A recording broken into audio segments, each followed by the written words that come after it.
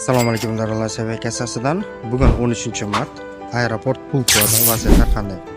Bugun ertalabki Toshkent, Samarqand, Namanganga reyslarimiz bor edi. Akalar, kirishda proverka bor. Agarki sizlar bezaklink bo'lsalaringiz va kirishda sizlar ushlasa 5 rubl shtraf qo'yib vizlaringiz yopishlari mumkin. Shunaqa qiluvchi juda ko'p bo'lyapti. O'shaning uchun ehtiyot bo'linglar. Dokumentlaringiz tuganmasdan chiqib ketishga harakat qilinglar. Uyga ketmoqchi bo'lsalaringiz iltimos birinchi etajdan kirgizib keldik. Dokument. Aka, qanday? Hammasi chotgimi? Yo'lga ko'pga rahmat aka. Hammasi joyida, qo'lisi yaxshi ko'mildi. Qolganlarga tavsiya qilamiz. Zo'r ba'larimiz omadlarini bersin. Hamisha rivoj aka. Ishlaringiz ham sal kechayapti-da. O'zlarini anaqalar bo'yicha. Proverka bor, tashqarida. Bor, albatta. Ehtiyot bo'lish kerak, lekin ishonish kerak. Bor. Akalar, agar bez dokument ushlasa 5 rubl shtraf qilib izlaringizdan zapret qo'yib yuboradi. Deport emas-ku, zapret. 3 yil zapret. O'shaning uchun ehtiyot bo'linglar. Kelishlaringiz bor misol, agar yana o'shanga qarab harakat qilsalaringiz, mana bizdan agar bez dokument kishilar olsa, o'zimiz kuzatib qo'yamiz. Bu akalarimiz joyidan borib olmoqchi edik. Qanaqadir nima bo'lib qoldi, bora olmadim. Aeroportdan kelib kutib oldim bularni. Hozir bularni uchirib yuboramiz. Qo'ldan kelgancha biz xizmat. Sankt-Peterburg, Toshkent, Sankt-Peterburg, Samarqand yo'nalishlariga reyslarimiz bor. Akalarimiz yo'l o'tyapti. Biz o'tkazyapmiz bir ikkitasi. Namanganga Andijon akalar bor edi. Namanganga reyslar bor. Ulardan uchiryapmiz mana. 14:55 da uchib ketadi. Va Sankt-Peterburg Dushanbega bu reyslarimiz bor. 8:70-da. Hali akalarimiz kelgani yo'q. Bez dokument. Bizdagi bez dokumentlarni o'zimiz o'tkazamiz. Bez dokumentlarni o'zimiz yordam beramiz. Dokument bor akalar belt olgan. Ular bemalol o'zlari o'tyapti. Ularga ham qo'ldan kelgancha yordam beramiz. So'ng reyslar sizda bez ochirib, keyin akalar yana bir narsani aytib qo'ymoqchiman.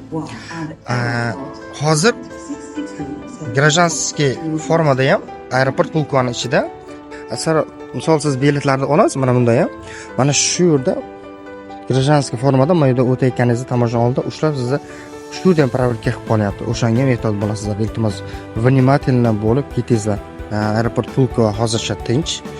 Bu yerda Dushanbeda ketadi. Namangan, Toshkent va Samarqandga biz jo'natib bo'ldik.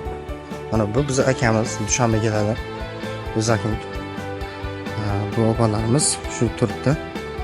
Hali soat 14:00 da registratsiya bo'ladi. Hali barvaqtroq. Yo'llar kasasidan bugun Sankt-Peterburgdan Dushanbega 13dan 14ga o'tar kechasiga so'mlar. Mana har doimgidek yana sal talparoq. Farqiyatini aytib beraymi? Qarang. So'monayar Tojikiston yo'nalishiga, Orollar bo'lsa qat'iy nazar kech boshlaydi va talpa. Buni biz aytsak umuman qaramaydi ham.